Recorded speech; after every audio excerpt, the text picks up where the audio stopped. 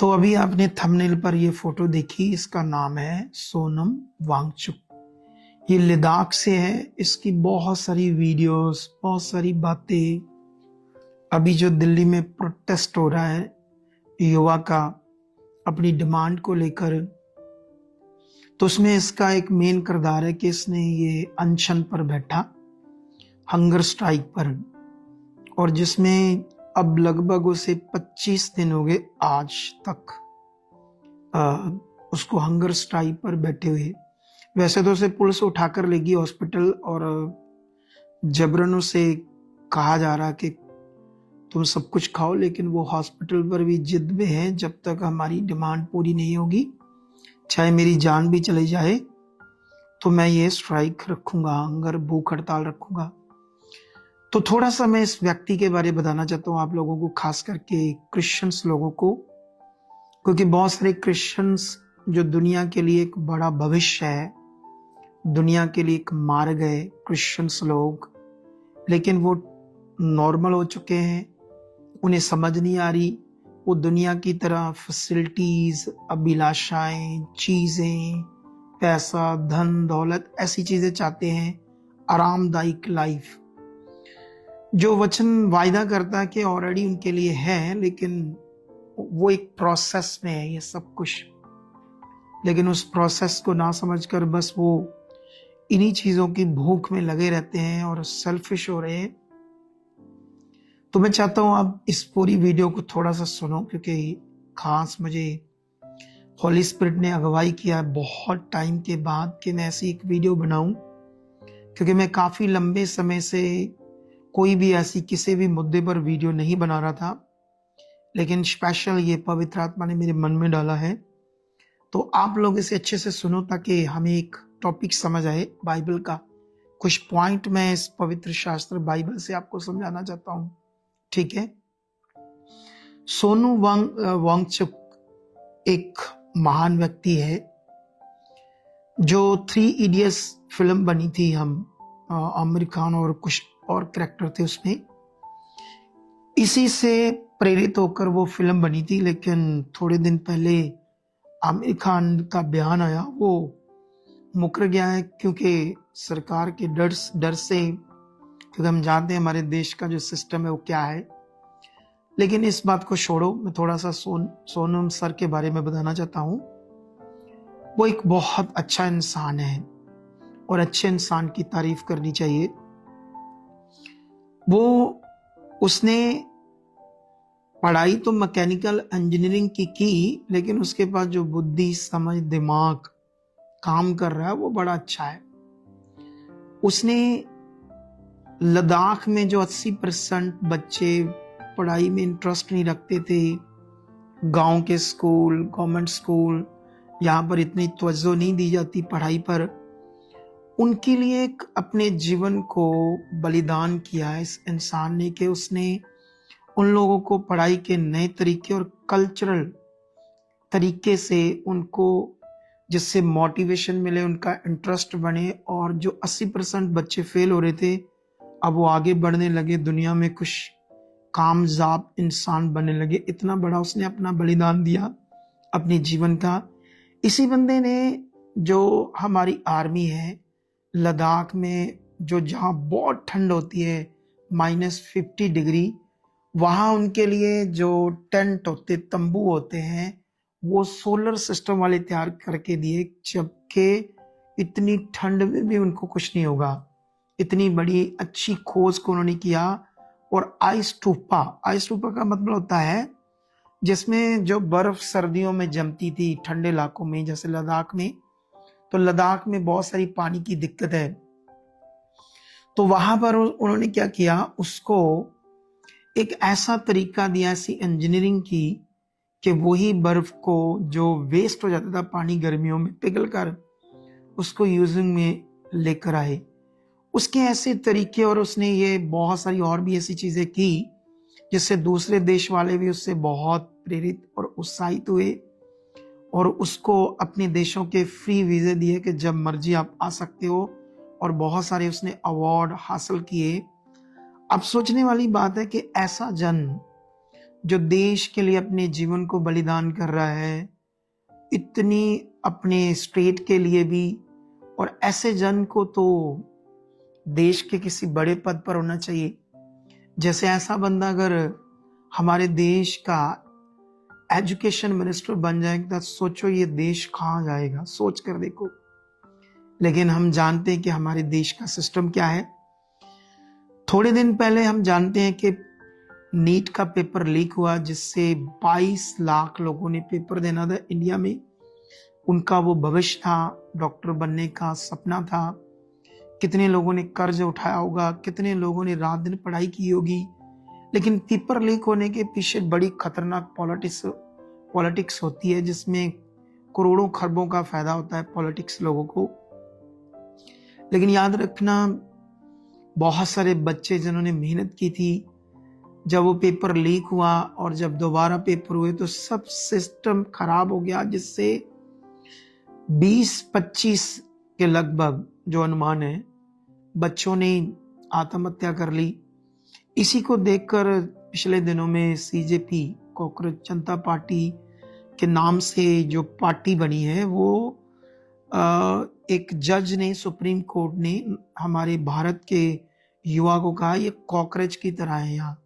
मतलब जैसे कॉकरोच हम नहीं चाहते, हमारे घर में कितने पनपते, कितने बनते जाते अपने आप, तो उस तरह की उन्हें छवि बताई। कितनी बेशर्म बात की, जिससे गुस्साए में आकर उन्होंने एक कॉकरोच पार्टी बनाकर इस देश में अपना मांग को, सिस्टम को सुधारने के लिए आगे आए। और जंतर मंतर में पिछले अभी कल जो था वो 20वां दिन था, मे बी, या उससे भी 1-2 दिन ऊपर हो सकते हैं। तो उन्होंने उनका साथ दिया सोनम सर ने, क्योंकि उनके लिए वो एक प्रेरणा का स्रोत भी था। वो व्यक्ति, उससे सब युवा को एक मोटिवेशन मिला, एक स्ट्रेंथ मिली। लेकिन उसे, अब सोचो एक बंदा, क्योंकि मैंने कई सारी वीडियोस और देखी जिसमें डॉक्टर्स ने वीडियो बनाई, उसके लिए अच्छी वीडियोस। उन्होंने बताया कि जब एक बंदा फास्ट करता है, मतलब भूखा रहता है, तो तीसरे दिन उसकी शुगर खत्म हो जाती है उसकी बॉडी में। उसके बाद दिमाग जो है वो अपने आप को जिंदा रखने के लिए मसल खाना शुरू करता है। जब मसल खाए जाते हैं, उसके बाद बारी आती है लीवर, किडनी, हार्ट, इन सब की। अब सोचो, ये बात तो खुद सोनम सर भी जानते हैं, क्योंकि इतना पढ़ा लिखा बंदा वो। लेकिन ये सब क्यों कर रहा था? वो ऐसा बलिदान क्यों दे रहा है? अब उसने ठाना हुआ कि अगर मेरी जान भी चले जाए, लेकिन मेरे बलिदान से, मेरी मौत से, जैसे भगत सिंह ने, हम जानते हैं कि इस देश को अंग्रेजों से आजाद करवाने के लिए उसने एक बम फोड़ा। बम उसने इसलिए नहीं फोड़ा था कि वो उनको मार दे, इसलिए ताकि वो मुझे पकड़ें और मैं अपनी बात मीडिया के सामने रख सकूं। क्योंकि भगत सिंह जानता था कि मीडिया का जो सिस्टम है, मीडिया से मेरी आवाज जो जाएगी पूरे देश में, उससे क्या हो सकता है। तो वही उसका जो सोच थी वो कामयाब होती। सच्चे बंदों की सोच हमेशा कामयाब होती है। उसी सोच से ये सोनम सर है, सोचो आप, देख लो। लेकिन बाइबल इंसानियत के बारे में बात करती है बहुत तगड़ी। खास करके अभी मैं क्रिश्चियंस लोगों से बात करूंगा। बाइबल में क्यों यीशु मसीह ने कहा दुश्मनों से प्यार करो? बाइबल में ये क्यों लिखा कि अगर तुम्हारी गाल पर एक कोई थप्पड़ मारे, दूसरी इसके आगे कर दो? बाइबल में इंसानियत के भले के लिए, उनकी मदद के लिए, उनके जीवन के लिए जितना यहाँ जो खुदा ने अपना कलाम दिया, शायद ही दुनिया में कहीं हो। लेकिन अभी क्रिश्चियन सेल्फिश हो चुके हैं। मैंने देखा कोई इस मुद्दे पर किसी की कोई वीडियो नहीं। शायद मेरी वीडियो के बाद कुछ लोग अपनी अपनी वीडियो बनाए, लेकिन अभी तक तो कोई आगे नहीं आया। लेकिन मैं अपील करता हूं पूरे देश के जो क्रिश्चियन युवा है वो जाएं, क्योंकि अभी प्रोटेस्ट जिंदा है। कल हमारी सरकार ने पूरी कोशिश की उस प्रोटेस्ट को खत्म करने के लिए। जो युवा की आवाज है कि ये सिस्टम जो है हमारे देश का करप्ट, ये राइट होना चाहिए, तो उनकी जो मांग है एजुकेशन को लेकर, क्योंकि हमारे देश की एजुकेशन सबसे बुरी हालत है इस समय, इसीलिए सारे मंत्रियों के बच्चे फॉरेन में पढ़ाने के लिए जाते हैं और जितने भी बड़े बड़े फिल्म एक्टर्स हैं, दूसरे तीसरे बड़े लोग, सब अपने बच्चों को फॉरेन में भेजते हैं क्योंकि वो जानते हैं यहाँ का जो एजुकेशन सिस्टम है वेरी डर्टी, बहुत खराब है। कभी कभी मैं अपने शहर में देखता हूँ जो सरकारी सफाई सेवक होते हैं ना, शहर में इतना गंद होता है, मुफ्त में अपनी सैलरी लेते हैं, उनके ऊपर जो अफसर है वो करप्ट है, वो चेक नहीं करते सिस्टम को, जाकर सबको बड़ी बड़ी मोटी मोटी सैलरियां मिलती है, सब ऊपर से नीचे तक जो सिस्टर करप्ट है इसके सामने आवाज उठानी चाहिए, अपना पीसफुल प्रोटेस्ट करना चाहिए। बाइबल भी ये कहती है। मैं इंडिया के पूरे नौजवानों को बोलूंगा, आप सेल्फिश मत बनो। तुम युवा हो, तुम स्टडी कर रहे हो, आप भी अपने बैनर लो और बताओ, चाहे हम क्रिश्चियंस हैं लेकिन ये देश हमारा, हम अपने देश को प्यार करते हैं। यहाँ हम क्रिश्चियन जो है, हमारा नाम क्रिश्चियन है, जैसे हिंदुओं को हिंदू कहते हैं, हमें क्रिश्चियन कहते हैं, लेकिन हमें क्रिश्चियन कहने का मतलब हमारा धर्म नहीं है।